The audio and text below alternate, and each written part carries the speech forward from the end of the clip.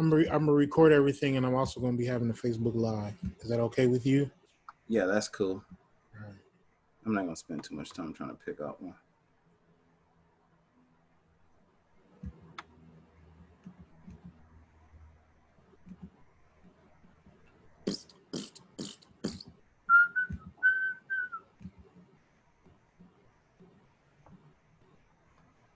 God damn, man, it's so dope. Get an opportunity to chat up with you, man. I know you've been just living your life, man. Yeah, I'm trying. Oh shit, he got a video calling me right now. I'll call him back. Oh, I got the tiger now. I got the eye of the tiger. Bet. Yeah. I've been maintaining, man. I'm trying to keep whatever sanity I can keep. You know. Yeah, I'm the exact same way about a lot of stuff, man. Like, I was talking earlier because I have one of my closest friends. Why is it doing that? That I was, grew up around, where it was like, 'cause he lives in California too, like kind of same Uh-huh. situation, and but all right, we get. So yeah, talking to him and just with just the process, and a lot of what we've tried to do is a lot of self growth, become a life coach to other people, or be accessible and learn through the process of everything. Right. um Especially when you make a huge difference and really go for what you want to do. Mm-hmm. And that's something you did. I remember the conversation we had on the way back to Madison, back to Milwaukee, and you told me, like, look, you know, you knew what you wanted to do, and you was willing to, grasp that. You was willing to go out there and put yourself out there, and you did that. Yeah. So that's some dope shit, man. Like, not too many people uh, had the opportunity to do that, and some people, it can be a scary process to say, you know what, I'm going to go out here and put myself out here, and you made the big move to California. Mm-hmm. You know what I'm saying? So other than that, man, how have you been doing? How have you been feeling? Um. Honestly, it's been like with the whole COVID and everything. It's been like it's been a challenge. Actually, it's been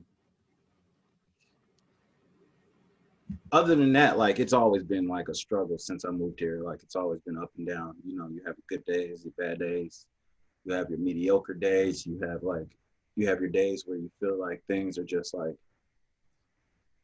I know you probably can attest to this. You have days when you feel like things are just going your way and things are looking up, and then so quickly things change. And um like COVID, like I was doing real good, and then like everything was running smoothly, and then COVID just put a halt to that. So like I went back to Wisconsin just to get some like peace of mind, see my family, and trying to figure out the next step. But it's kind of hard to figure out the next step when society doesn't even know the next step, when things are going to open again.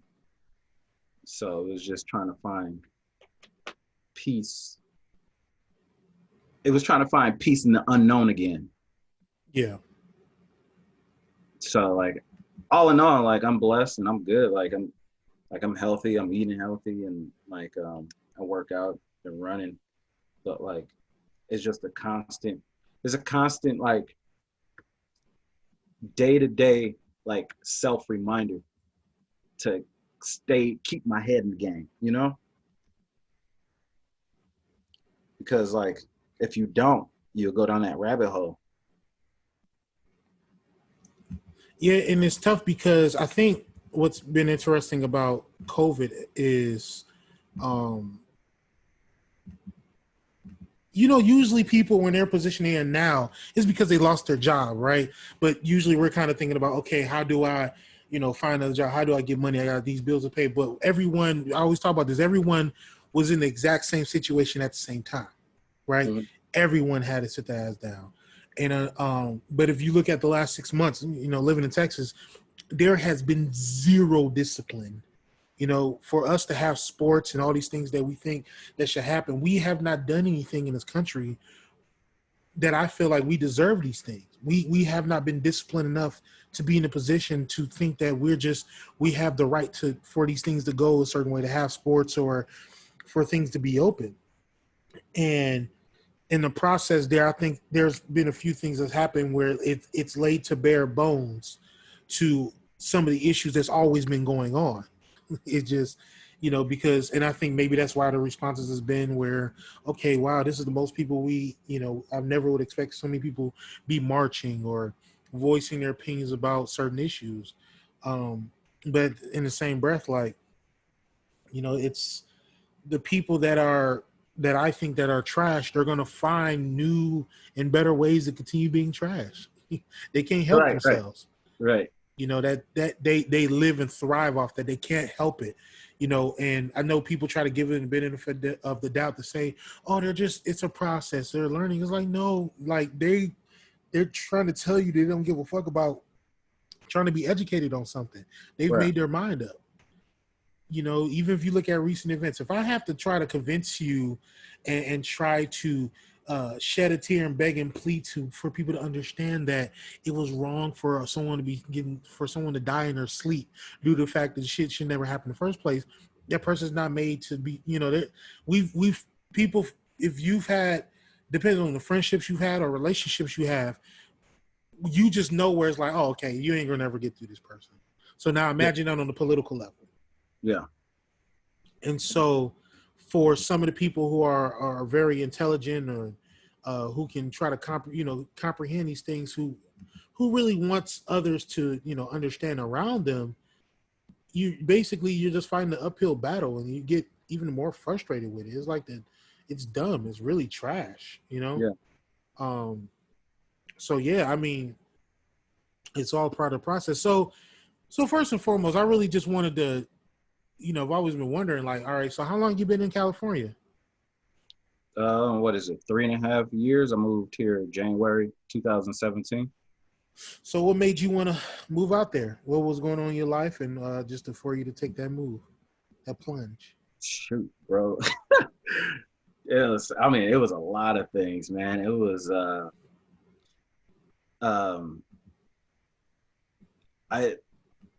I just got tired of settling, man. I felt like there was more. It was like an age thing, and it was like I was tired of like waiting for my shot. I was tired of waiting for somebody to just give it to me. So I was like, let me go take it. It was a fear thing. I hate feeling like I'm not doing what I can do out of fear. It was just a lot of things that I hate being complacent about. And I felt like I wasn't pushing myself enough. I felt like there was too many toxic things around me. I felt like I had too many safety harnesses. Like I had family and I had things that like I could fall on that would keep me safe, keep me from actually pushing myself. Like, oh, I'll just do this because they'll get me by. Or, if I got afraid, I can just go back to by my parents or, where my family was. But like, if I got 1,700 miles away, I had nobody but myself to push myself. I had no excuses. I had no family. Like I had no like friends. I just had me, myself, and my thoughts, my willpower. It was like, do I have the willpower? Do I have the mindset? Do I have what it takes when things get like hard to come out of it? So that was like, I knew there was like growth that I needed to do, and I couldn't settle. I couldn't live in complacency. I couldn't live without pushing myself because I know how I operate. And being aware of like how I operate, I just had to get out of my comfort zone. because I operate the highest when I'm uncomfortable or like when my back is against the wall. So, and I just had to get out of that my own way. I just had to get out of my own fear. Like I wanted to pursue acting. I wanted to pursue something and not give up on it because I've always given up on things that I could have been good at. So I just like, I'm not giving up on this. I'm not giving up on this dream because I put the time and I put the effort and I got to have the confidence now. I have to like rely on myself and my resources.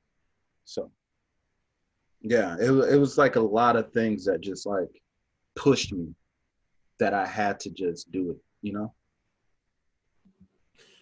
Yeah, and I know for so many people when you take that, especially when we're talking about something involved around entertainment and moving to California, there's hopes, there's dreams, there's wishes, and even if best case scenario, you had an opportunity to get away from where you're from. I think sometimes there are people who have appreciation and a love for, in our case, being in Milwaukee, but there are people who it's like maybe they feel stuck where they can't leave, or if they do leave, they feel like they're being judged if they do so. Yeah. I remember moving to Houston. It's been 10 years. I've been in this motherfucker for 10 fucking 10 years. years. Yeah, I know, man. Dang. It's been that long? 10 years, man. And I remember, you know, before I left, one of my good, one of my friends, she was like, "Yeah, I feel like, with you moving, it just seems like you just run away from your issues." And I'm just like, and what people have to understand about my upbringing, and my mom always was on the move. You know what I mean? Like, but it was a lot of things going on back in Milwaukee for her. But it was some of the best things that I felt like happened because living, born in Milwaukee, born in St. Joseph's Hospital, grew up on 39th Street, moved here and there in Milwaukee, all over. My mom tried to move to Rockford for a year. We only lived there for a year, came back 5th grade, was in Milwaukee. Middle school, my mom moved to Madison. I feel like that was like the best thing ever for me, Yeah. Because, just being in Milwaukee, I even mom used to just every weekend she'll come home and visit Milwaukee. I was like, no, I'm just staying in Madison, Kickwood, because it was really, I really had no reason to really do anything. That's how Yeah. I looked at it. Even though I got family, it was just like, man, where I'm at is peaceful. It was like Milwaukee always still gonna be there, Yeah. but Yeah. Are it's you happy just, you moved out there? huh?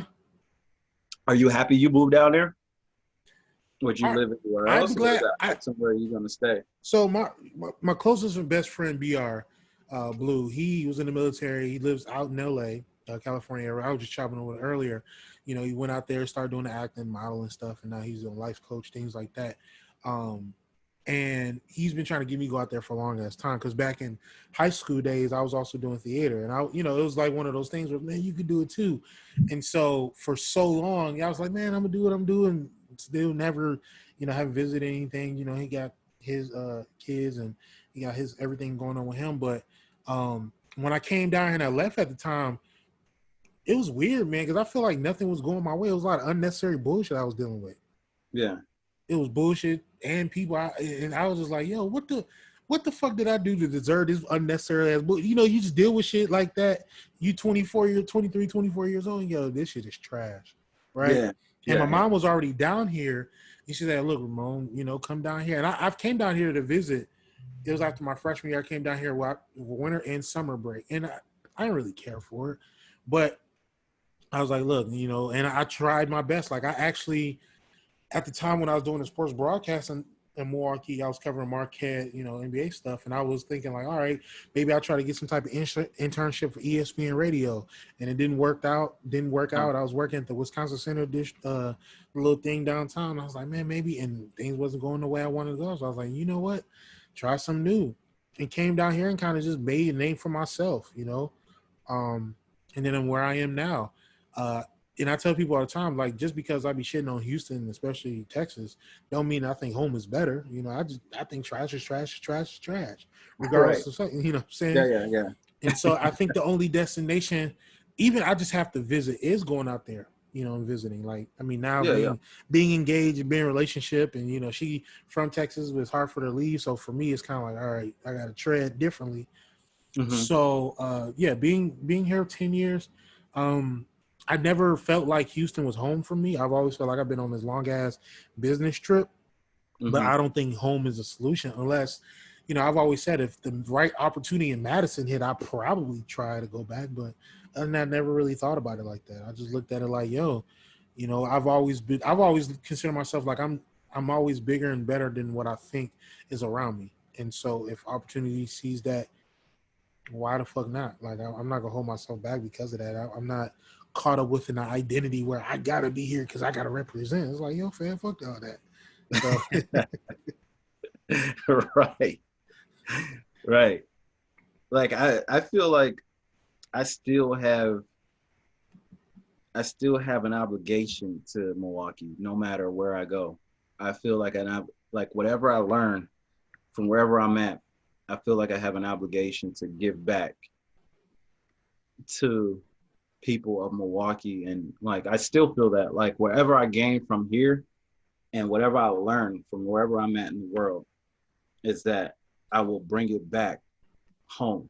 I will bring it back to Milwaukee and give those teachings to people who haven't been able to get out, because then they can live like through me and through my learnings and like from learning from different cultures and different people, and show them like this is not the only way of living or the only thought process. There's other different ways of thinking of your situation or where you live or like going about your business or whatever it is in life. So like I think it's important like for people like us who do leave to always remember like where you do come from and the people that haven't been able to get out of there, and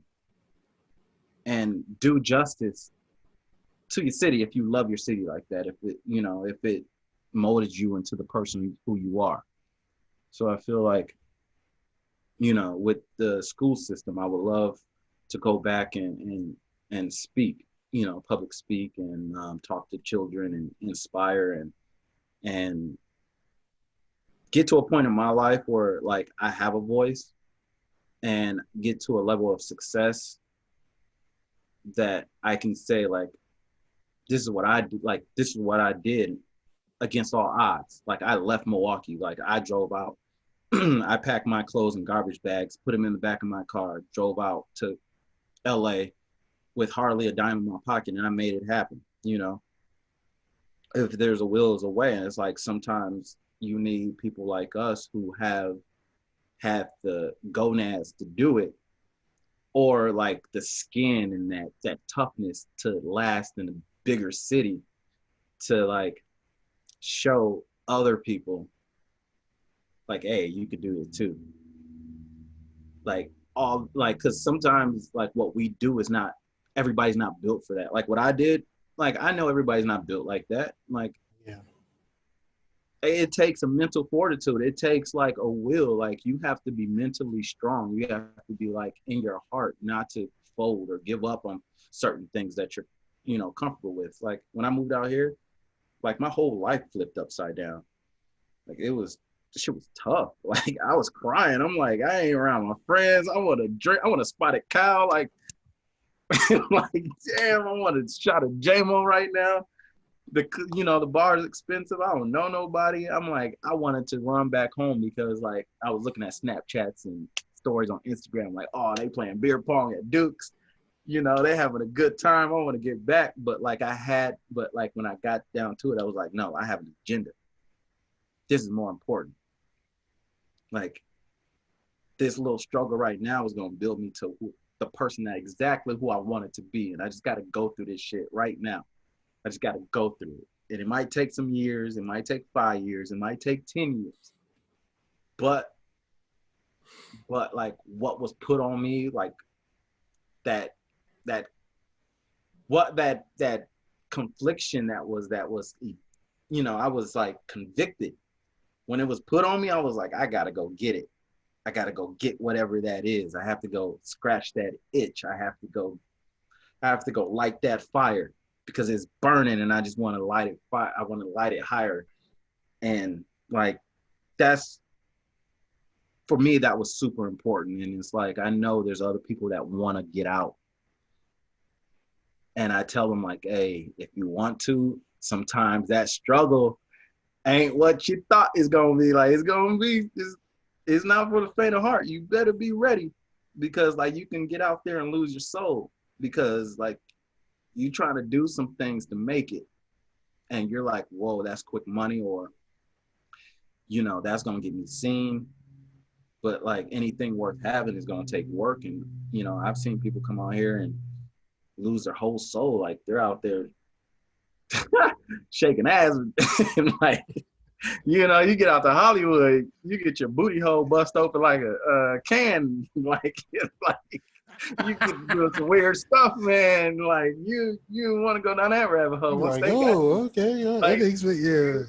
once they got you, they got you. Once you sell your soul, once you name your price, you name it, and you go after it, and you don't compromise yourself. You don't compromise your soul and your morals, your compass. It might be a little tougher, but like you can't compromise that. But like you got to have the mental fortitude to stick through it, and then know what you're working to get, know what you're like going after, have that vision, have that why has to be really important to you. That why you're doing it.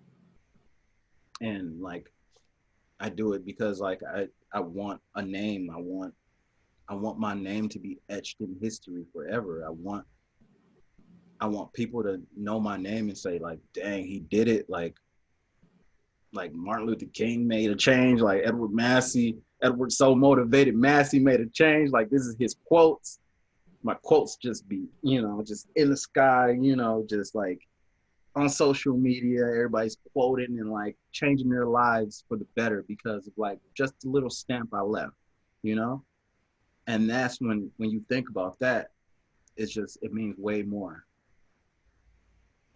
Yeah, I still think to this day, man, I ain't gonna lie to you. Like, it's like if something just changed, I'd be like, I feel like I still have a chance. Like, I feel like, man, I'm gonna go out there and like, look, it's funny because I love listening to a lot of people who've made those changes, those gambles to go out there and think like, I was listening to Tony Baker had a joke about it. Who was it, Tony Baker? It was kind of like, you just have this expectation. Like, as soon as you get off the bus, it's kind of like, oh my God, look at you. You should be in my next movie or some shit like that. Like, it's in your mind. You people just think that. And in the first year, everything just you get punched in your chest. You think like, man, Right. all I gotta do is this. I got the talent. I got the smile. I'm funny. And then, like you said, some people get caught up in that, and it fucks with them psychologically. Then they feel like maybe they're not good enough. And then it's like, well, I'm really good, but it's kind of like what people say about everything based around industry. If you are, especially when it comes to how people view Hollywood, or some people who say it's like, if you're talking about music and movies, it's not even about the, like, for example, if you come from if you're doing stage plays, it's literally about the talent. Like you have politics for who's going to get what, but it's literally about the talent of what people can do. That's why you watch Hamilton. It's everyone's elite, right? Right. But when it comes to movies, because you can kind of you can do things a certain way where everyone seems like they feel like they can do it, like with the stopping and starting, and people need help when it comes to this. Some people are not classically trained and things like that. Same thing when an artist, when they're rapping or singing, like you can tweak some things and make some, oh, this person can really sing, but realistically you put them in the real world of what acting or improvising is, or a lot of these like these classic well-known schools. When it comes to the talent, they won't be able to last an hour around these other people. And it becomes, I guess that's when the reality hits. It's kind of, if you're a chef, you spend an abundance of money to think you can work in a restaurant, and then you come to realize, I'm going to be a French chef, and then now you just out here flipping burgers at a local spot that they get on your ass because they want you to cook it fast. It was like, fam, I wanted to make a French palette of food. I hear somebody get mad because the cheese didn't melt this much on a fucking patty that's already pre-made. Like it just fucks with a lot of people psychologically. It does. And like people come from like these small, like they might come from a smaller tank, right? And like, there's more fish in that tank to see you. So you think you're just the big man on campus. Just like when I was in Milwaukee, like, you know, it was a small place. A lot of people could see me. I was on the billboards and stuff, and people was like, "Oh, you're doing your thing," you know. And then like, and there's not a lot of people acting either. So, and then when you get out to a place like LA and you trying to sing, or you trying to be a comedian, or you trying to act, or you trying to, you know, be a chef, there's 10,000 more people that's doing it, and they're probably doing it better than you. So it's like, that is overwhelming. It's like, what do you bring to the table? Like, what? Because it's like, it's so saturated. It's like, yeah, you do this, but what makes you unique? And then that's where the toughness comes from, because there's so many people with a nice smile. There's so many people that can cook. There's so many people that can sing and like just stand there and just sing a ballad. There's like so many people that can make you laugh. But it's like, do you have what it takes to listen to so many no's and take that no after no after no, after you done told yourself you were the best, and now you got to do these odds and end jobs because nobody wants you. Yeah, It's yeah, like, are you willing to do the work now? Are you really, because this is the work. Are you willing to do the work? You kind of have to start from zero. People come out here like, oh, I'm gonna go out there and make it big. Like you were just saying, like, I'm gonna do yeah. this, I'm gonna do that. I'm like, they got the chin in the air, you know, and they get humbled real quick. Yeah, it's kind of like that star player that was in high school and college, and he was using the average. And he always had the ball in his hand, put him 23 points a game, 7 assists, and 5 rebounds. And he go to NBA, is like, man, you're really good, but just to let you know, you're going to be the seventh man off the bench, and you're just going to be in the corner shooting threes. You like, you got to be told that you're not the guy anymore, even if you had like somebody said every dude that's in the NBA right now feel like they can still be the guy that can lead a team Yeah, because they was that guy once upon a time. They were the best dude in their high school, their state, their college, AAU circuit. Like these dudes, you couldn't tell these dudes they was going to just be an everyday dude in the NBA. And then yeah, some people kind of figure out, I was like, well, it's about survival. I have to make some adjustments, and then kind of go from there. And I think it's weird because I used to think about stuff like that. I was like, man, if I went out there, because I listen to I listen to Blue, Blue Yogi now, but I listen to him always talk about just the process and things, and it's like I always think like you hear about even where people finally make it and the struggles they've been through, and I'd be like, yo, I think the struggle's overrated. Like I really genuinely feel that way, but I know people feel like it's part of the process, and like I guess I used to get uncomfortable. Like, wait, like do I have to like go through some crazy shit and be homeless? Like you always wonder, like, do I have to yeah, go through all that just to make it? Like that don't even sound like is that because why can't you know what I mean? Unless you kind of already have a spotlight, maybe some resources, but why can't somebody just be like, yo, what you had to go through? And I came here and just worked hard, and a couple times I heard a no, but I was able to make it. Like it's kind of like when people have the issue with the NBA or NFL draft, it's like in order you talk about the draft, they always got this really sad story about what happened. Like, man, he drafted number 2 this year to the Packers.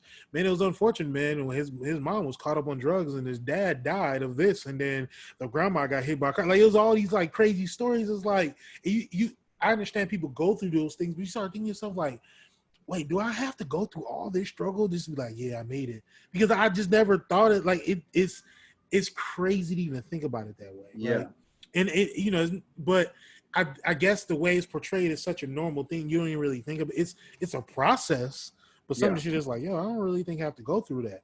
But but when it comes to you, when it comes to your expectations, what was the biggest surprise when you transitioning and adjusting to everything around you?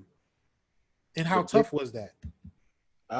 it was just, it was like, I guess how much I missed the convenience of having a social life. I think that was like, and being so like, and being like connected. I feel so disconnected. So like that was my inner struggle. Like, and that's something I had to just like come to terms with. So I was like surprised within myself. I had to learn that about myself. I'm like, oh, okay, this is just it's a transitional period. Like, okay, you don't have your best friends here. You don't have like your family here. You know, you don't have anybody you can just, because I used to go down the street. My friend, him and his girlfriend live up the street. Most of my friends like lived up the street, lived in their own places. I would go to their place and chill, have some drinks, play some darts or something, go to the bar. And I had them to vent to. I had them to like not think about my situation. But like I was here left in my thoughts.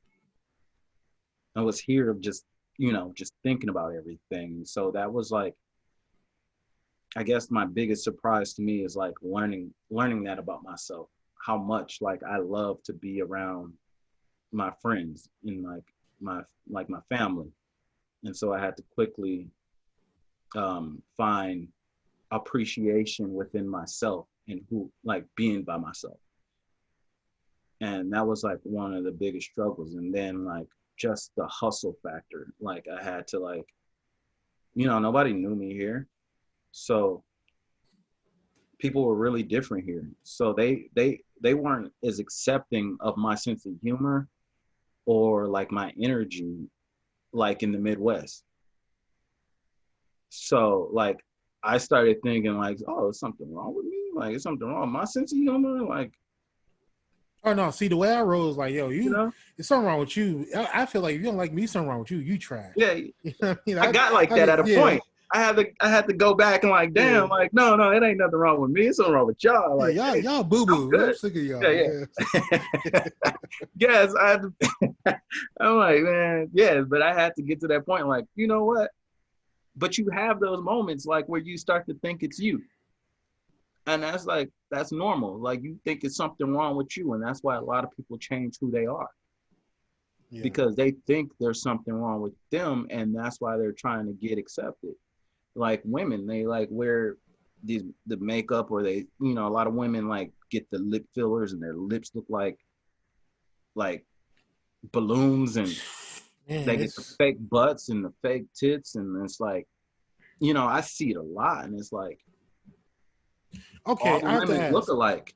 I have to ask this because I always have a theory when I think, like, I don't try to judge people. I understand like people are dealing with their own insecurities and things they want to work on, and I know some of that ties into maybe upbringing, or that somebody once upon a time love that told them they wasn't good enough, a significant other, But to me, I always wonder, like, and maybe because I am how I am, I've always wondered, like, there are certain things where I'm like, I don't know, because especially if you're on IG heavy, and IG, them algorithms always be throwing that ass at you. Yeah, they do. You wake up to go to ass, and you always wonder, like, and I tell people, until you see it in front of you, look, certain things look good. You got clothes on, and like I live in Houston, a strip club, people love it. Until you in there, you see what it looks like. You like, yo, that looks terrible, but you feel bad because it's like, fam, that's horrible. Why? How? I know you're like, what is like it? I've seen it, man. Okay, I'll tell you a story. So we went to there's this place here in Houston, and I actually like this. I've been there in a while. We used to go there with homeboy, and it was my birthday. And by the way, I almost got kicked out of strip club just because I'd be having too much fun. Because I'm goofy as hell, whatever. Yeah, so I already know. I don't be wild. I have to be chilling. Everybody else be in the club. It's bring your own liquor. So I hate people in a club like this. Like, what the fuck?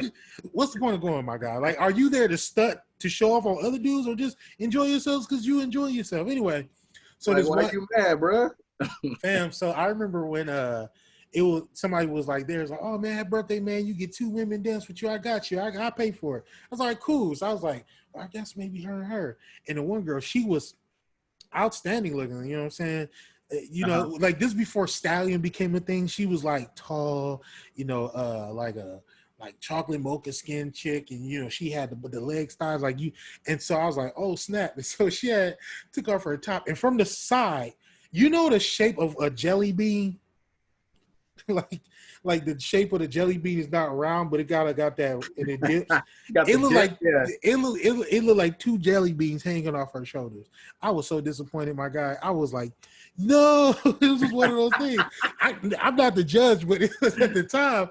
And but like the whole point of me saying all this is like certain things, like I don't try to judge a certain way, but until you see it, because my perspective is like, yo, I would take the most imperfection of natural than this whole idea of what we think perfection looks like when you get some of these enhancements. And it's so unfortunate because there are people who are ruining lives, or even now the thing where I don't know if it's because it's maybe like the waist belts, but like there's a lot of interesting looking belly buttons lately, you know what I mean, or you know what I mean, and you see it, it's kind of like, oh snap, like, and I'm saying this respectfully, I ain't trying to shit on anybody, but I'm being honest and saying, you see, you like, I don't know if that, you thinking like people like, oh, I know there's some dudes that's always gonna find a way and do whatever. But in my mind, I'm like, no, that ain't really my thing. I just whatever.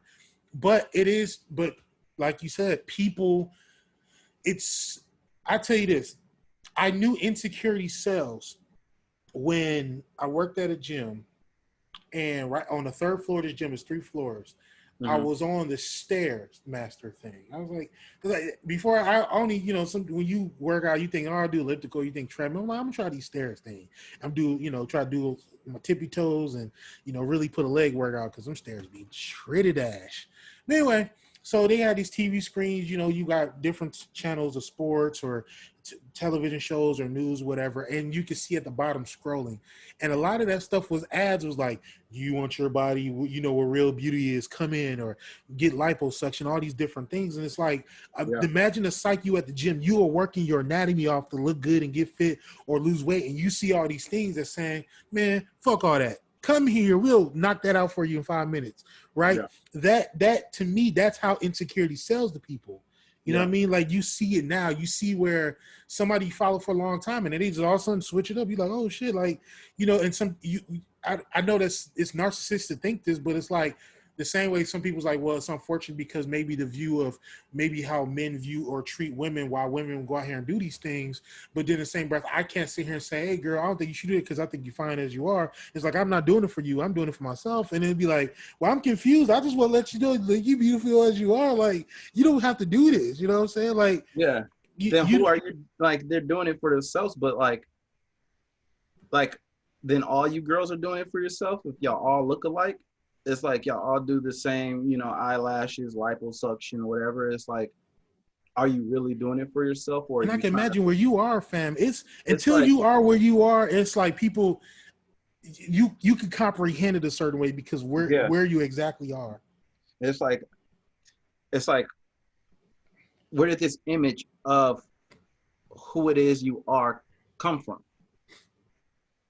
It's like, where does the image of beauty come from? And it's like, your perception of beauty is based on like what we see in magazines and social media or whatever. Is highly influenced, and like your subconscious is telling you like, oh, you're not good enough until you look like this.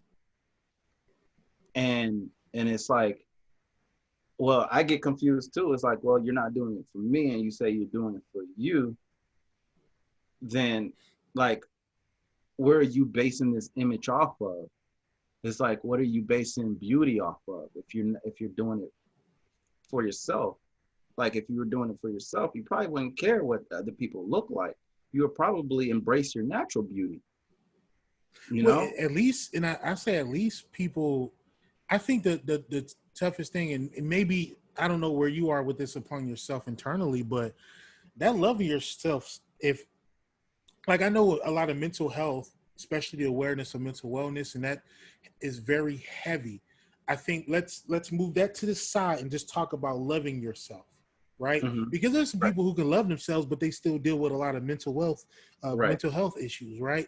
But like you have people who sometimes what ends up happening, they become a detriment to themselves and others. Now I can transition and say, look at the way, we're talking about, maybe we're not even talking about the psyche and what goes through a person's mind. We can see how what goes through a person's mind can affect what they do to themselves physically, but think about men. Think about the way dudes act. Like you don't have to be this way. You don't have to act tough in the club. You don't have to, feel like, oh, this I'm gonna talk to women because this how to. It's like Yeah. it's you can tell the effects, or some people don't know who they are yet. So instead of kind of figuring that out, you become a detriment towards other people, or it's like it's a different type of surgery. When it comes to it's for example, like I joke around where I think that the difference between it, like I think Bow Wow and Lil Wayne is kind of like the same guy, but the difference is just who they was around. You know what I mean? Like, Yeah. because little, like they're kind of similar, like child stars. Lil Wayne's probably the same way. Bow Wow felt like he had to be tough. Lil Wayne was already a certain way because he was around who was around. But to me, they was kind of the same guy. And the worst thing Lil Wayne was able to do is he accidentally shot himself. You know what I mean? Like, and I'm saying that's just the honest truth of what happened, right? And and it's interesting because some of the women we come across our life and the type of dudes they talk to, they can be tough. And I'm like, I think even those tough dudes, the reason why I don't view them tough is because I grew up around those same dudes. They're just like me, just with attitude problems. You know what I'm saying? They still Right. soft like hot dog meat. You know what I mean? Like it's just, so it's a perspective. It's still a perspective to all of it. And it's so unfortunate because, like I said, for me, just seeing it on an everyday thing, like here in Houston, it's a different type of arrogance. People love Texas. It's like cockiness. I'm like, oh, I'm not worried about that. But imagine like your surroundings is these people feel like they need to do that to survive or to get somewhere, or it's going to get them to a place in their life where they've been chasing to go, and they're willing to do anything and everything to do that, even if internally they feel like, I don't want to do this, but I got to because I'm trying to chase this, and they told me this is how I get to the spotlight or get to the bag. We're chasing like acceptance, and like our environment for like it pushes that. It pushes acceptance. This is what accepts you if you do this. So people do that to be accepted into society or their environment. Like dudes acting hard because like they feel like that's how they need to be accepted by other dudes that look hard. Like fam, I be in the club. I'll tell you right now. I've been in the strip club, my guy. I was in there, and it was weird because I was with my little sister, I was with my homegirl Joy. We was in this right when I first started dating Sarah. We had went to the strip club that everybody's talking about, like, man, Rihanna and Drake was in here throwing all this money. So you had this VIP area, and there's a bunch of people standing, there's a bunch of girls around. And fam, you could just see the dudes in there the whole time and I'm like, yo, you trying to, like, you in the club enjoying yourself, you got these women out here kicking it with you, you got the hookah, you got the bottles, and you out here studying to show off on the dudes, to show off for them. It's like, are you doing it just to kick and have fun? Or are you trying to let the dudes know, like, yeah, I'm getting what you ain't getting? Like, hard body posing. And I'm like, that is trash thinking to me. That's like borderline jailhouse thinking. Like, bro, we go to the club. You and I go to the club. We in there.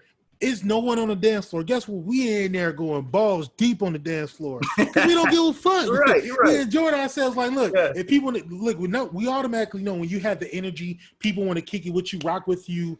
Men, women, black, white, Asian, Hispanic. Like, oh man, you have so much fun, man, bro. Let me buy you a drink type shit. When you're not thinking about those other things, those things come to you. So I feel bad for them dudes who go to the club. They be in there. They spend $20 to go there. Man, I'm gonna leave with something. I'm gonna get my dick sucked, whatever. And then you leave and you all disappointed, man. Like, fam, you didn't even try to have fun. Or or the one club we used to go to in the little side area with all the couches, and I used to see women just sit there all night, just sitting there like this.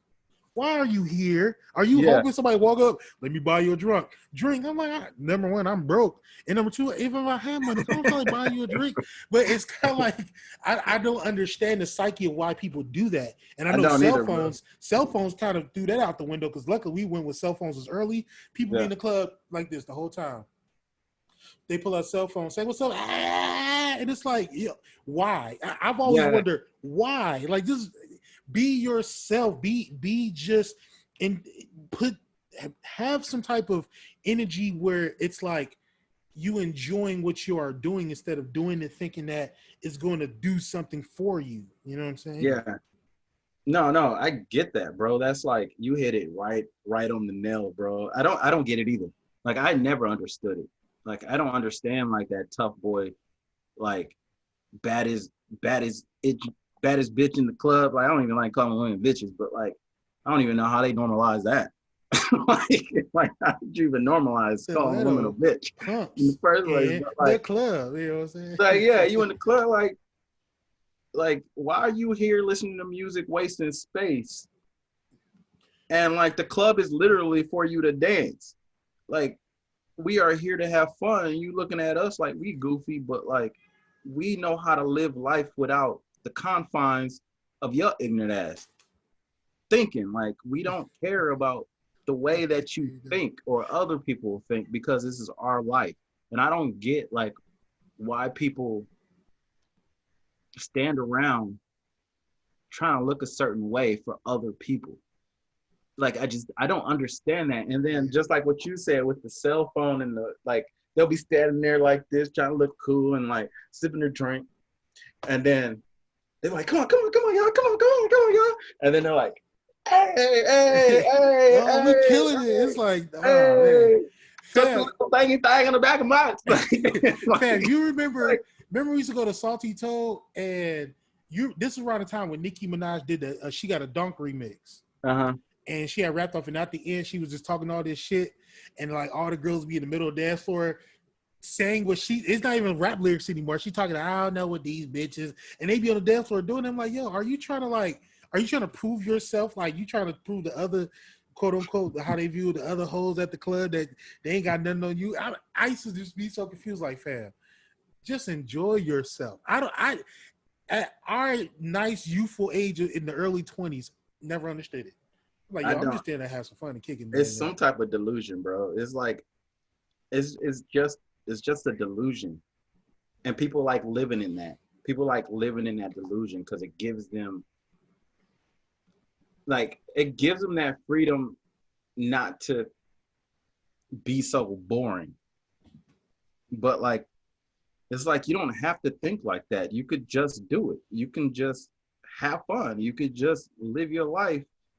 And if more people did it, people would stop like caring so much, and they would stop judging so much. And like, if we can get to a point where we stop caring so much about what people think about us, like, we can live a little bit more free. We can live a little bit more liberated, and we can, go about our lives with more smiles on our face and more joy. And we don't have to care about like what another motherfucker said to us, or how they looked at us, or what somebody's wearing, or how somebody looks on their Instagram. We care too much about what somebody else is doing with their life, or like, we're trying to hold this persona or this image. Like, at the end of the day, what does it mean? Like, what does that mean? Like, we're living life, like, enjoy it. So like, I just don't get it. Like, I'm trying to live my life and enjoy it. Like, I know like, and this is another thing, like, being a black man growing up and not having that persona like this, or speaking with like the vernacular of being proper, articulating my words, you get kind of shunned or like treated less than being black. So I get that. Like, I could have changed who I was growing up, because I didn't want to be called a nerd or gay or, a dork or, something demeaning. So I had, you got to have that tough skin. But a lot of black men, I know a lot of black men have this dilemma where they don't want to, they have to uphold those standards of a black man, which is like, it's tough. You go through that stuff. You want to be accepted, especially with women. You want to be accepted because they're like, no, you gay, you corny. Like, you a white boy. Like, you know. It's interesting because in my mind I was thinking like, and fortunate for you, unfortunately, with a lot of things you've had to come to when it comes to that, but fortunately you a sexy flexy nigga, so it's kind of like, all right, well, you, compared to me, you know, when you big and out of shape, people just assume the worst about you, like, all right, that boy Yeah. stank, he fat, he ain't gonna put no dick on me, like it's just all that shit I got to deal with until they know me. So okay, Ramone, I know it's like you motherfucking right, you know what I mean? So. But it's still a process. It's for some odd reason, you know, and I think I'm glad that people are able to be these subcategories within the major category being a black man, right? You can be all these other things. And I used to be, you know, and some people think that there are people who just become a hater, or some people think that, oh, you know, you just mad because this didn't happen and go your way. It's like, no, you have to see it from other people's standpoint, where it's like, if you grew, for example, you live in north side of Milwaukee, you can try to be just every regular dude, and you might be fortunate where you might have a few old heads. They go like, oh man, young boy, you know, you good, man, be yourself, man, do your thing. You shouldn't let no one stop you from being who you are. And that might work out for you. Unfortunately, when you start assuming like, yo, everybody loves that. I need a soldier video. Do I need to act like T.I. and Lil Wayne? Because that's how I go get women, or that's how I gotta talk or be. And it's like, when things might not go your way, you start assuming like, yo, is it me? And then over time, I just learned like, yo, I'm way too dope for this shit. And I think when you're dope and you bring an aura, people want to be around that aura. Now you get to decide and choose and pick and choose who you decide to let in that aura and spend that aura with. And that's how I've had to come to, because I'm like, yo, I people think whatever. I know I'm probably one of the dopest people anyone ever met. You can't tell me otherwise. I don't care. Yeah. And the reason why is because my attentions consistently is in the, like, I was just telling all right, so for my birthday I had put a little post. Cat fur all over. Anyway. And I had put, it was near the end. And so I was just talking about, like, you know, the points where we get in our lives, and, you know, a lot we learn about ourselves. Mm-hmm. And so I was making a point at the end. I don't know how this open, but I was making a point at the end. I said, I'm positive because I believe in myself. I'm optimistic because I love myself. I'm willing to bring people together because I know myself. I trust myself because I am loyal to what I stand for. Because of that, my confidence to do right by people comes so easy. I lose sleep because there's so much going on that I am trying to comprehend, but I sleep good at night knowing I wake up every day trying to do right by my loved ones. Yeah. That's a confidence level I've had to build that, because as we know, sometimes you're going to have situations where people are trying to fuck that up. If they're not on level with you, I need to get that person down to my level. And if you're not resilient when it comes to that, it really can tear people apart. And unfortunately, you know, we figured that maybe by the time we hit our 30s, we have this shit figured out.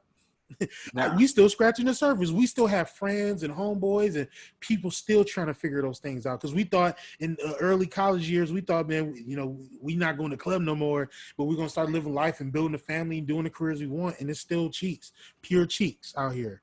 Mm-hmm. And unfortunately, we don't have, instead of these articles and things like that always shit on millennials about what they doing and not doing, no one's actually trying to give us the maybe some type of blueprint or process of what we could do.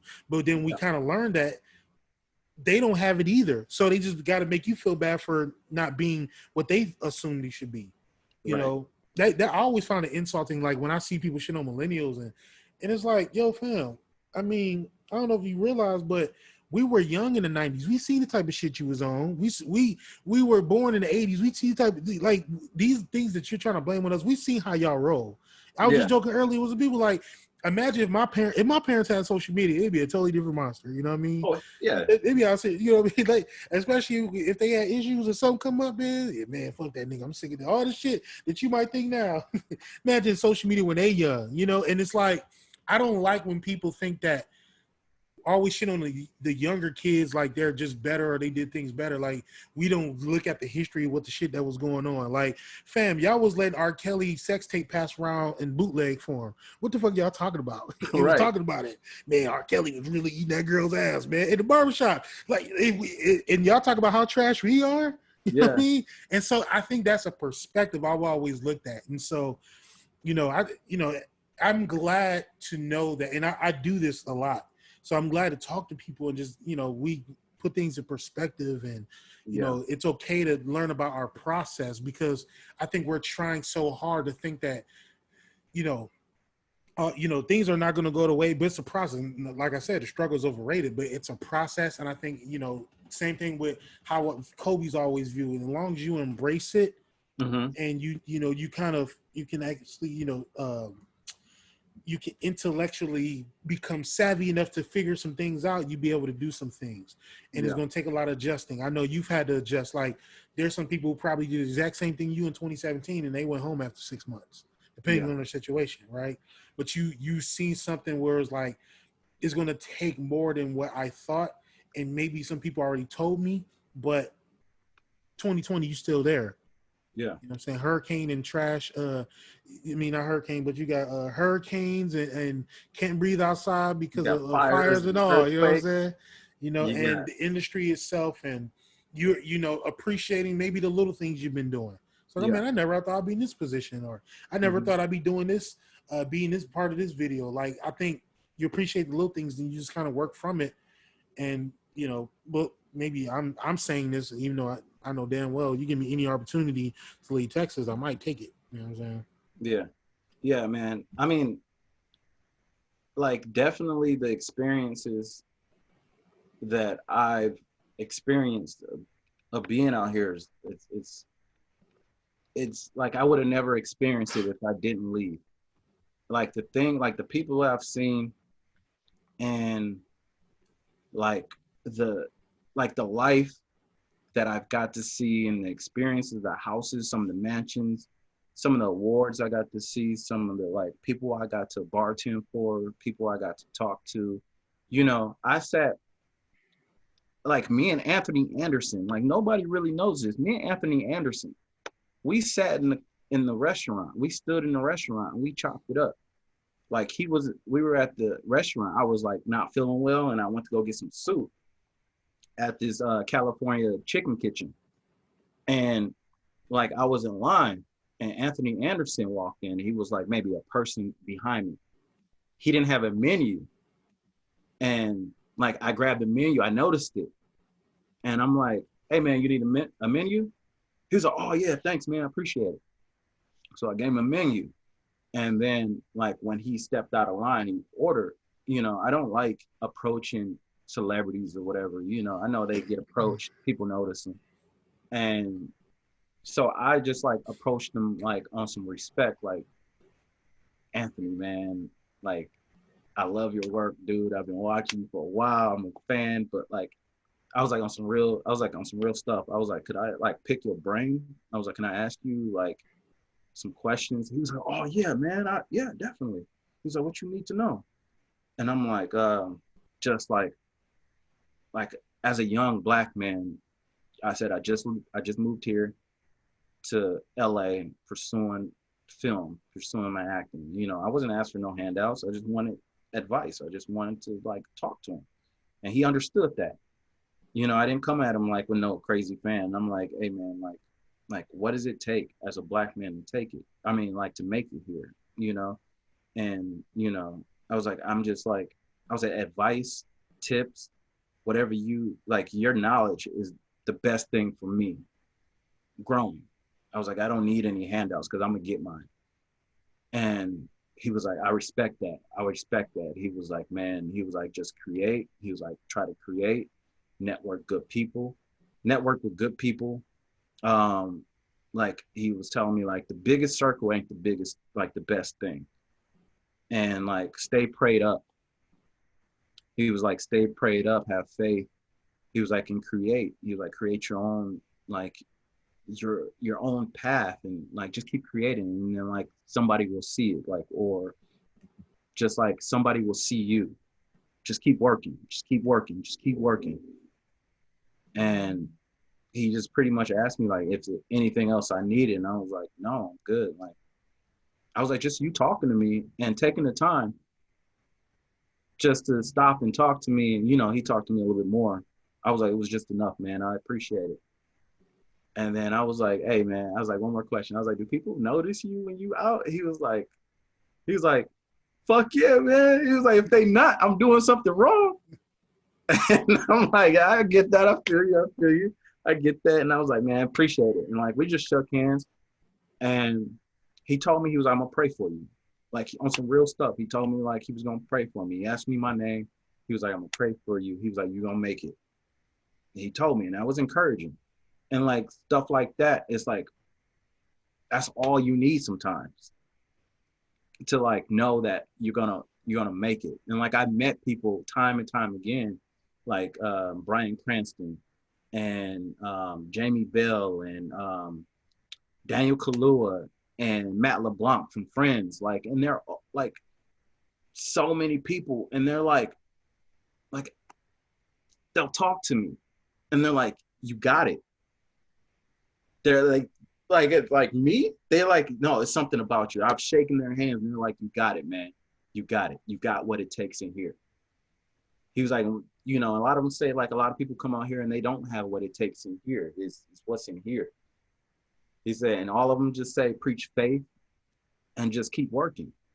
He was like, and you will get your chance. You will get your chance. And like, you know, it's, those experiences is something that like I would have never had if I never stepped out of my comfort zone, and like people encouraging me, and, you know, just being on sets and like being on sets and like meeting Lucy Liu and like, and people walking up to me and telling me like, it's something about your energy. It's something about your smile. I don't know what it is. It's something about you.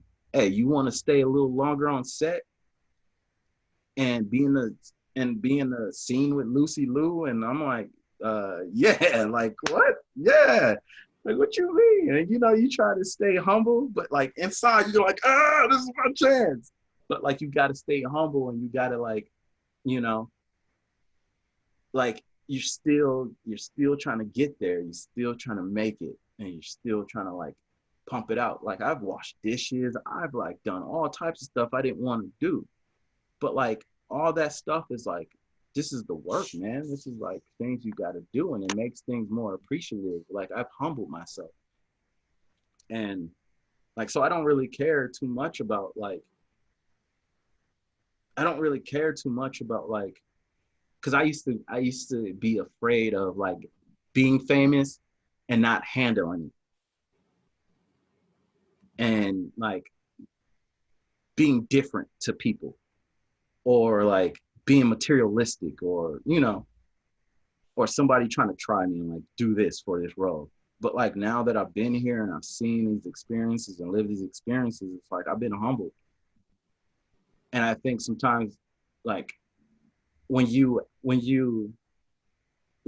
more, when you put it out in the universe and you pray and you want things for the good of humanity and yourself, deep down, like God is going to give, he's going to make it a little rough for you, but he's going to find a way for you to learn those lessons. And then inch by inch, he's going to start giving you the gifts. He's going to start giving you the blessings if you just, you know, stick through there. I don't know if I got off a topic. No, you're perfectly fine. Because I was sitting there thinking about, you know, me working at the airport here in Houston. You know, everybody coming through, and it's funny that you mentioned Anthony Anderson, because where I worked at was an open kitchen. And so, you know, I was always a goofy dude at work. So he came through, he's trying to get some barbecue, or he's trying to get sandwich, one of them two. And they was like, yo, Ramone, Anthony Anderson, because they always ask me. And I approach a lot of people the same way, where it's like, you know, just you nod at them, go, you know, whatever. But I remember like, man, and they was like, yo, that dude right there, Ramone, man, he funny just like you, Anthony Anderson. He's like, oh, for real? All right, man. Hey, big man, tell me a joke. And I was like, man, I can't think of anything right now. And I started laughing. He's like, yo, that's crazy, because, you know, I had the kind of the same hairdo he had. I had the beard. He's like, yo, hey, we got the same gap. And everybody started laughing, whatever. Like, it was funny as hell. Like, they just thought that shit was funny as hell. Like, he was just happy, just thinking like we got the same beard and the same gap. They're like, that's all he just thought that shit was hilarious. But and I was able to, you know, I didn't get a chance to talk to him, but I know of like Faison Love, DMX came through. I had a good time with Corey Holcomb. He he was walking in the airport. I don't think anyone noticed. I was like, hey, I was like, yo, Corey. And he was like, came over there, started chopping up with me. And he came over to me, like, what's going on, man? He was like, yeah, man. I was like, man, how you feeling, man? You trying anything? He's like, yeah, man, I'm trying to find an abortion clinic right now. Like, it was just No way. so That's because he had hilarious. a comedy show. He's like, yeah, this and this. And I was like, man, I work. And so he was about to jump on his flight. He had missed his flight, came back. I was like, yeah, you good? He was like, man, I just missed my flight, man. You know what I'm saying? How about this? And he signed his flight ticket and gave me his autograph. You know what I'm saying? We were just chopping about some regular stuff like Phase on Love. I asked him, I was like, you know, because I was the same way where it's like, I think I'm going to do something where we're going to cross paths again. Yeah. And so it's like, I need to get a perspective of, you know, just like you did with talking to him at the restaurant. And I think that's dope. You know, I know there are people who they don't really care about this. Like, look, I just want to take a picture of this motherfucker and I just want to like be happy that you're right here. For me, I was just like, yo, I need to hear something that I probably won't hear from anyone else. Yeah. And I think we all need that sometimes, you know, like it's just one of those things, especially when we out here trying to do something in our life. And Yeah.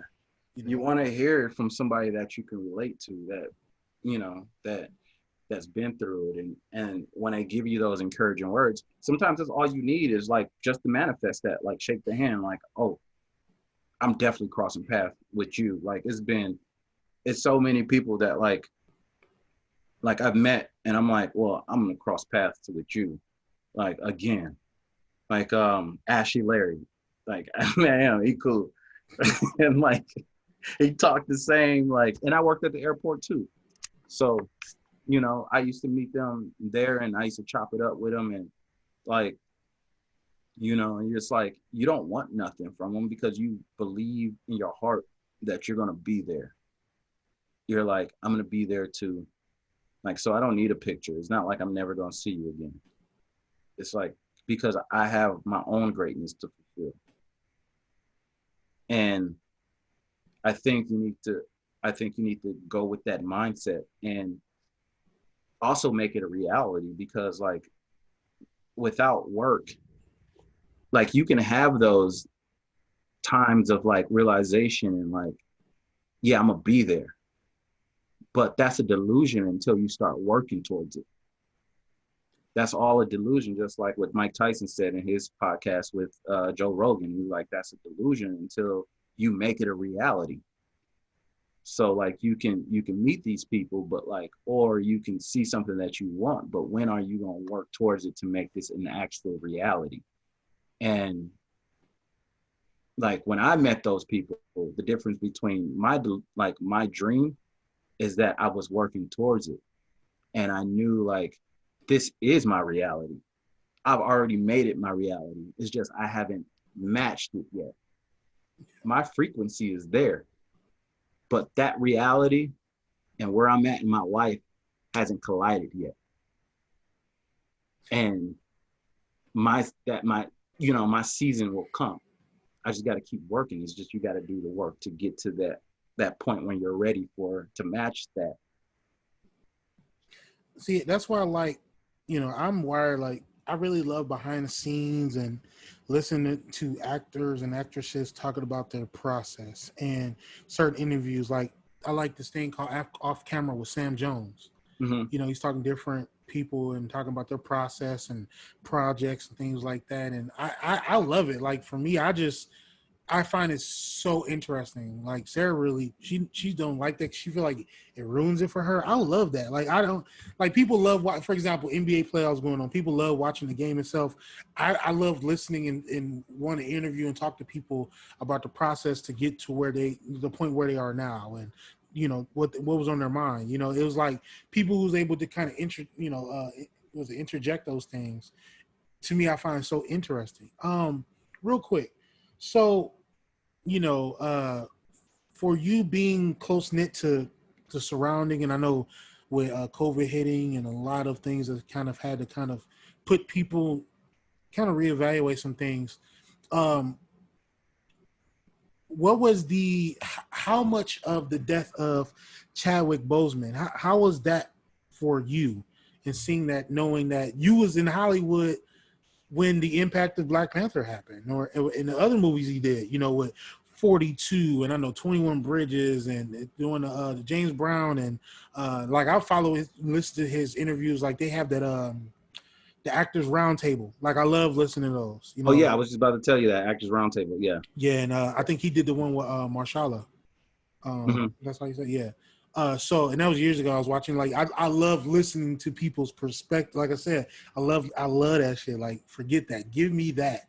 Yeah. But how was that your visual of it and how you've kind of had to come to terms with that? Like I know that, especially just everything you're trying to pursue and knowing his story of where he was until where he is now.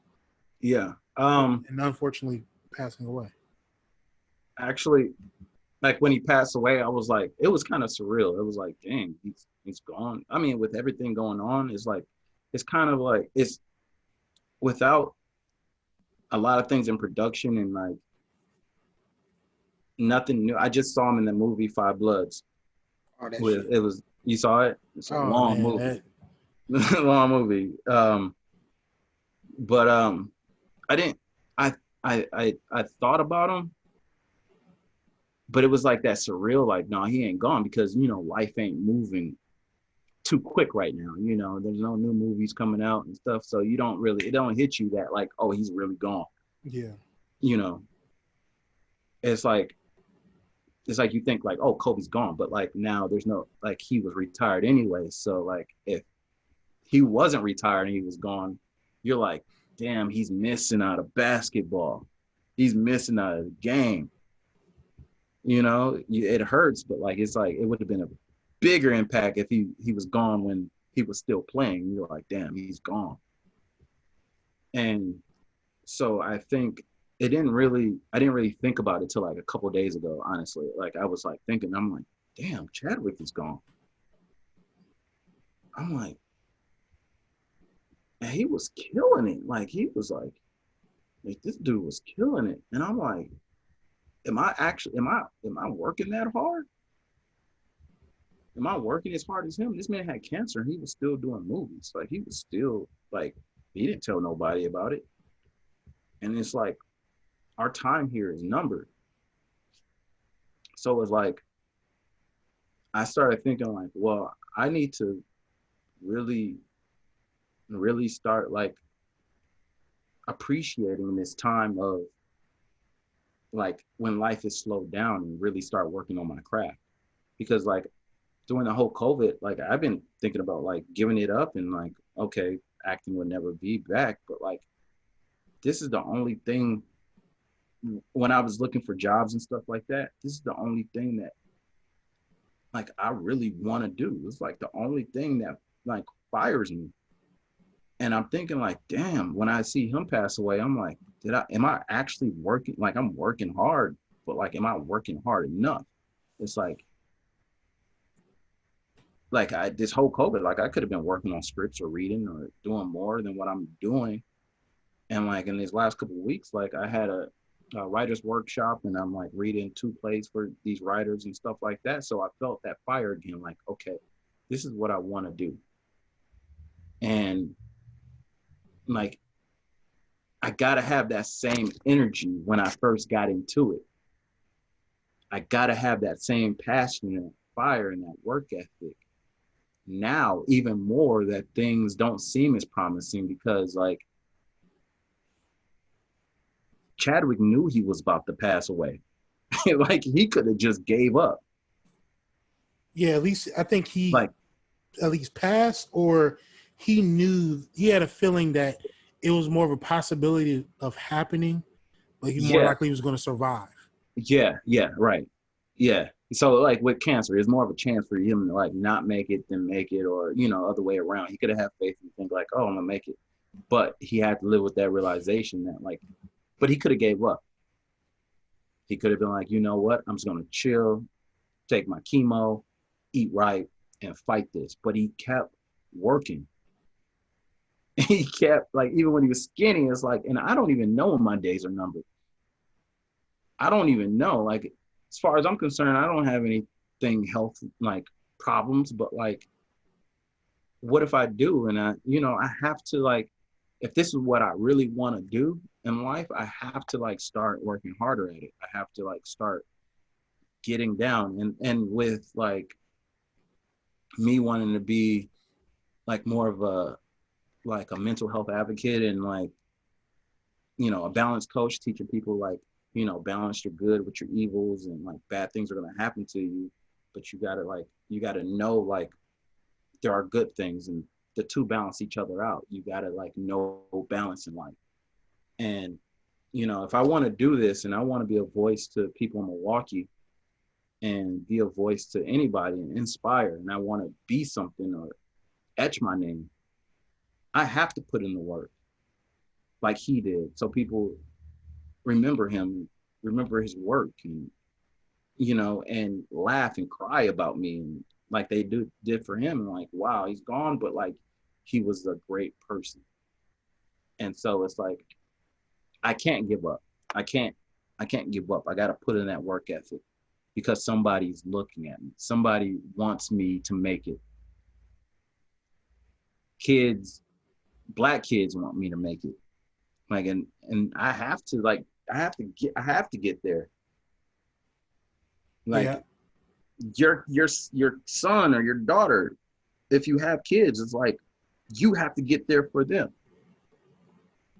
So it's like we have to like start sticking it to the pavement. We have to like go. We have to like, because people's livelihoods are they're on the line because of people like us who put it on the line. You know? Yeah. And for me, I think, as I sit here, you know, you say all this, it's like, that's why someone like Kobe, like, you know, Kobe been in my life, you know, since I was 10, right? I used to defend Kobe when I was 10 there, you know, and it was like to see that happen. Like I said, someone's about perspective, putting things in a context where it's like, okay, I can see that. I can understand that. It's a method to who he is and what he's about. And, you know, I look at, you know, me doing this, you know, from one-on-ones to try to do, I do mental health power hour, or now I have like the entrepreneur talk type thing. And just like the thing that I was really good at back home was galvanizing, bringing people together. They probably would never hang out. So for me to kind of been, you know, doing this for about 4 months now, and people chopping it up, they haven't, you know, it's kind of dope, you know, but also doing events, DJing and things like that. And Yeah. yeah, I think about that too, where it's like when things go a certain way, it's like, yo, I'm trying so hard not to feel like I have to do a 9 to 5. I'm trying to be like I tell people I'm an entertainer that provides DJ services. You know what I mean? Mm-hmm. Because that's who I am, you know? Yeah. Matter of fact, you know what's interesting is I've always wanted to do like storytelling in different ways, and then listening to his name just left my brain. The director of Black Panther, Ryan Coogler. Listen to Ryan Okay. Coogler and him Yeah. talk, and I was like, yo, why the fuck am I not trying to do like filmmaking school or something like that? Like, I really would love to do that. You know, I know it's a process, so much to it, but you know, I just those type of things are like I enjoy the idea of to create. You know, Yeah. I get to make beats, and I got, you know, Justin and the rest of them, and Dazzy, and doing beats, making music, and they're like, man, this is dope. I'm gonna do something with it, helping other people with their creativity and doing the. It's just I enjoy it. It's like, you know, I've worked in the restaurants, I worked in these kitchens, and you know, cooking and prepping and chefing, whatever, and it's like I don't mind it. I've learned a lot about myself. I learned what I'm not good at, but I think the whole industry itself and the way it functions and the way the mentality is kind of trash. Personally, I don't really have. I feel like it don't have to be that way. Yeah. You know, I think it's especially because food it's an emotional thing.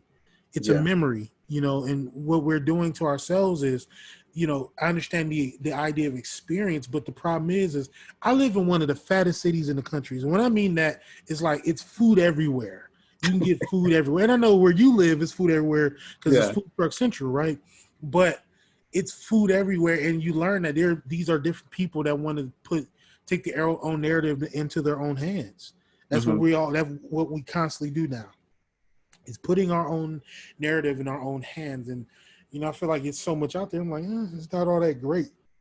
You Yeah. know, we want I say the things that you can't control, death, taxes, and how long it takes for food to cook. But for some odd Yeah. reason, we want things fresh. We want it now, but we want it right now, but it got to be fresh. It's like, Yeah. and that's what caused, and this is general how people are when it comes to anything, like even people being creative, you know, and the problem is that's what causes a lot of these companies or people to start cutting corners Yeah. because now it's like, I just want to do this so y'all can stop complaining instead of kind of putting a mirror to people and say, no, enjoy the process. And I'm doing this because of this. Yeah. You know, I've worked jobs where some people tell me like, hey, I'm about to order something. The only person I want to make it is you. You know what I mean? Because they know when someone really gave a damn about how they created something or what they're Yeah. doing with it. And even kind of going back to what you were saying when you're meeting these different these people in the industry, when they're talking to you and shaking your hand, they can look, they've probably come across a lot of people, but they know when they talk to someone, they can see it goes beyond like the passion in their eyes. They give a fuck about the process. They give a fuck about being an asset to the industry instead of a detriment in the Yeah. process. And I think that's what really helps you out, helps you so much. And like I've been around your energy for a good amount of time now. I think I've known you about 15 years now. So, Yeah. Yeah. you know, you've always, that's one thing that I'm glad that, you know, people are still to connect with is like, that has not changed. And so much has happened in our lives for that shit just to go out the door. Like, man, Yeah. fuck that. Fuck my aura and energy. I'm me mugging all day. You know what I'm Yeah. saying? Yeah.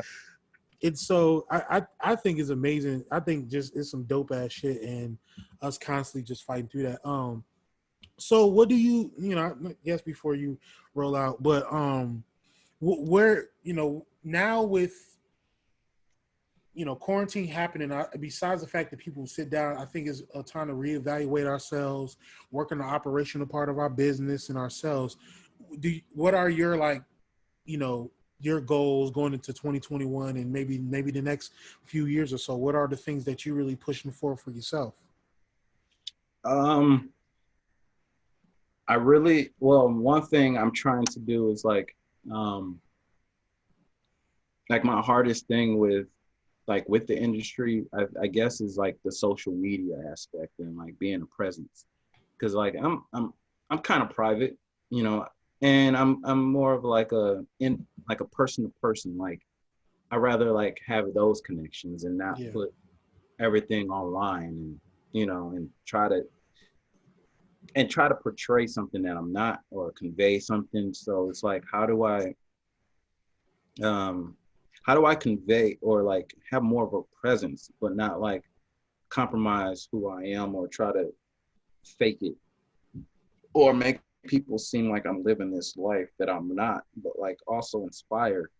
So I kind of have to get out of my own way. So it's like one of my goals is to be more of a larger social media presence, especially with like everything being virtual now and people are more on their phones and like I can't use the platform that I originally thought. So I have to start to change that. I have to start changing my mindset and kind of like have that mindset. Well, if you can't beat them, join them, but like and then beat them from the outside and beat them from the inside out, and then just be different.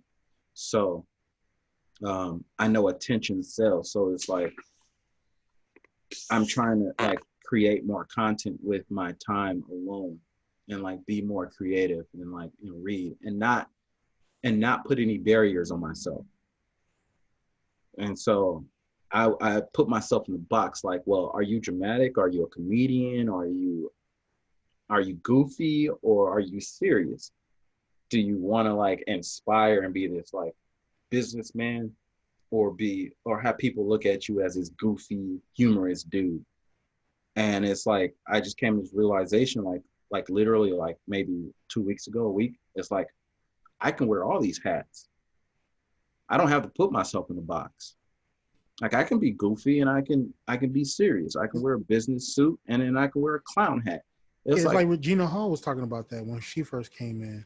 yeah, You know, yeah, yeah. And like I was listening to TD Jakes and I shouldn't let people put me at somebody alarm. You hear that? the Mexicans going around. No, I was kidding. I was just joking. No, um, yeah, I just had to like, I came to that realization that I need to just like be okay and not put myself in a box. So that's like one of my short-term goals is to like be more of a social media presence, and more of like a medium, like a short-term to medium term goal is like work on commercials, like be like one of my dreams is to be like the face of a brand, like the Flow Girl or the State Farm guy or the Allstate dude. It's like be the face of a company that I respect and I love, and like, or the AT&T girl, or the AT&T girl, bigger, like yeah, and like I would respectfully, because I know people out here thirsting for it right now. Oh yeah, and I would just like book a national commercial. You know, that's part of my vision board is like book a national commercial. I would love to stumble across that.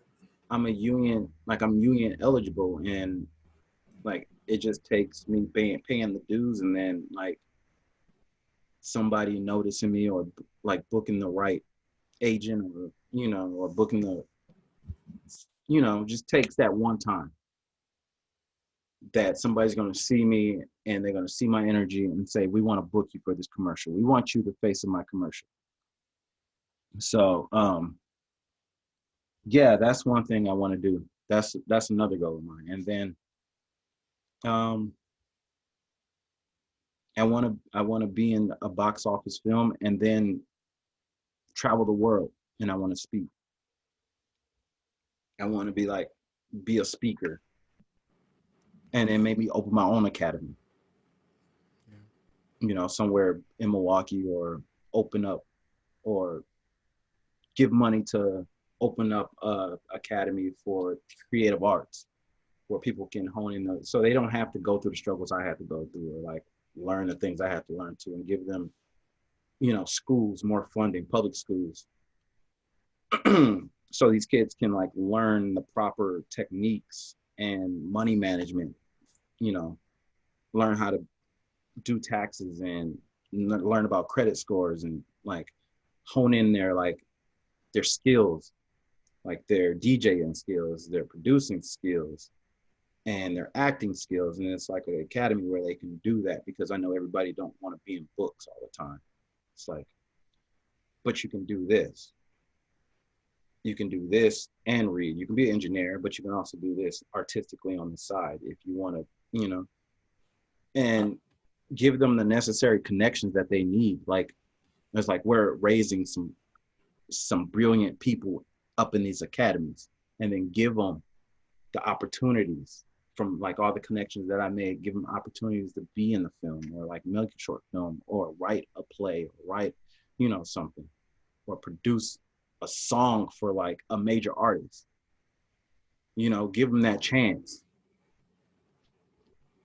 Well, I'm glad you're saying that too, because I was just so I gotta connect you and Blue, because y'all in the same area. Like, it's interesting because we, y'all probably crossed paths. I don't remember, but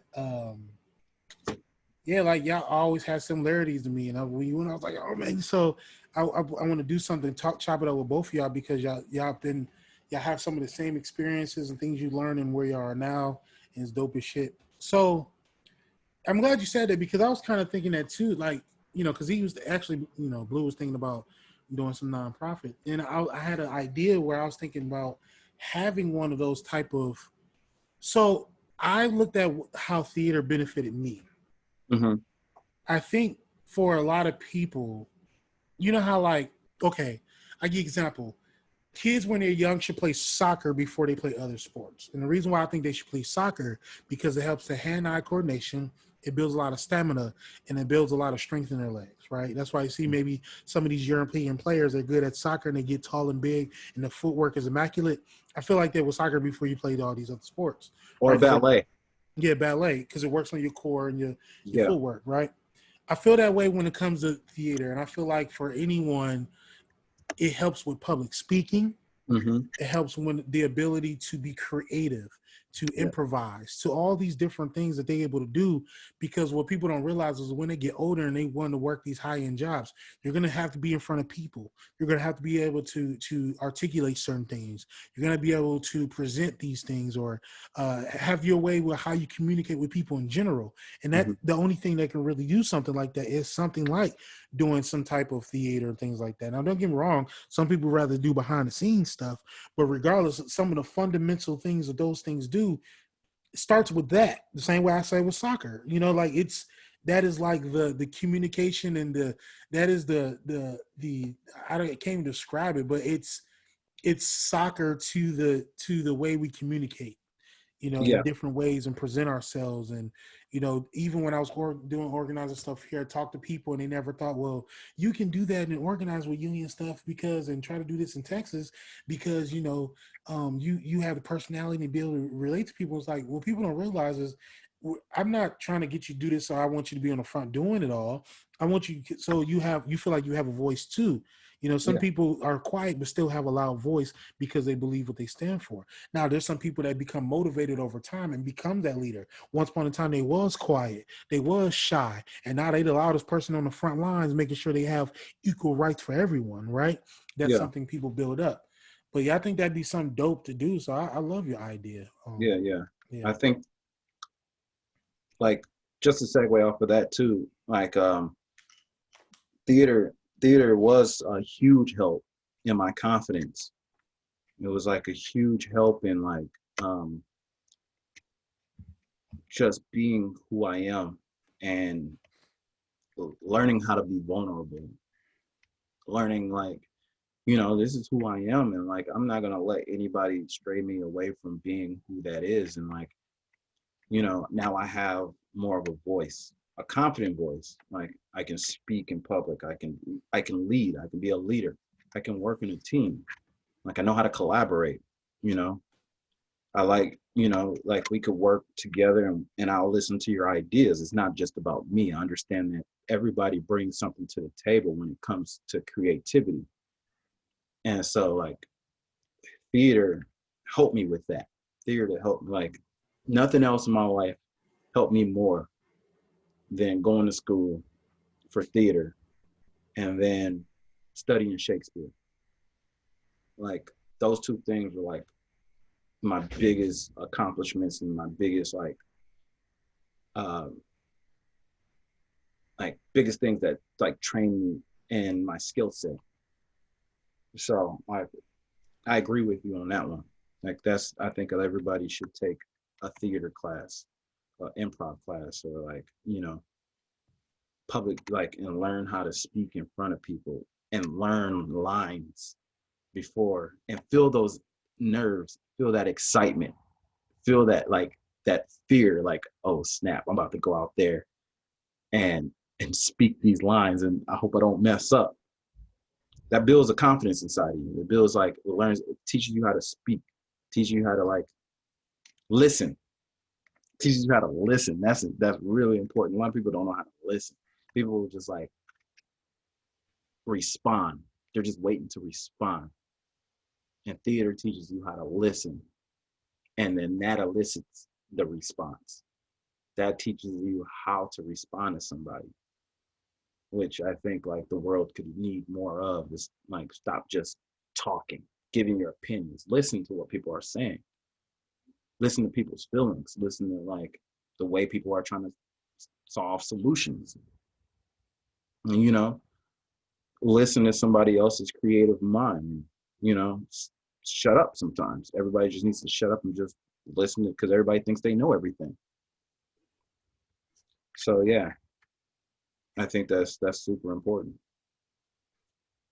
Well, man, I appreciate you so much, and you already know I'm gonna try to hit you up, more, and glad you be able to part of this, man. And I thank you so much. I know it's a little last minute, but this is No, dope. yeah, I've been waiting for so long to do this, man, and it's always love from this side, man. And I feel like a celebrity when you ask me. I'm like, what?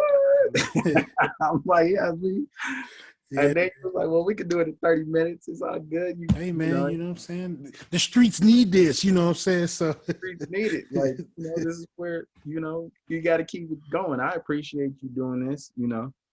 I listen to your other podcasts, and like I got you on Spotify and everything. So, I've been paying attention to you. yeah, And I've just finally updated. I had like 6, 7 episodes. I have like 6 episodes that I didn't even put on YouTube or on Spotify yet. And I was like, I finally did it the other day. So I got to update the ones that I've been doing. I did one with all the artists. So I had like Justin and Rich P, try to get Dazzy, but he had some technical issues. I did one with a lot of the women and talk about their career and dating and social media, which was dope as hell. yeah, I bet. And so yeah, I'm actually I posted. I'm gonna send it to you so you get a chance to listen to that one for sure. Okay. I had one when I started doing mental health power hours. Like we talking about mental health, and met a couple people in California. Somebody who's doing filmmaking, a few other people doing a few other things, and some artistic stuff out there, and then just other stuff in general, man. So I appreciate it. Yeah, yeah. You know who Chris Gilbert is? Yes. Christopher Gil Did you get him on it? No, not yet. I know. I'm Chris and Terry, man. I gotta get them through. Yeah, yeah. We gotta do one with that and your boy Blue, and like, get some of the crew. Yeah, man. Get everybody, man. It'd be dope. So I'm gonna try to We keep. might have to wait on TJ because he still be roasted for no reason. Oh yeah. He don't be quiet for nothing. Yeah, you can be talking about something serious like, yeah, man, I lost my leg. It's like, yeah, get your old Yeah. Ed got that receding hairline. Look at Ed. Like, he'll say some crazy. But yeah, man, that'd be dope. So I try to make sure yeah, I'm still trying to because I'm actually glad I did 2 of these in one day. Like so That's what's up, man. Keep it up, bro. yes, sir, man. I appreciate you. I keep you updated. In the words of Marshawn Lynch, man, you know what I'm saying? Check, get your mentals and your chickens right. You know what I'm saying? Yeah, yeah, definitely. Yes, sir, man. You take care. For sure, bro. All right, All man. love, man. All right. Appreciate you. Love too, man. Holla. All right.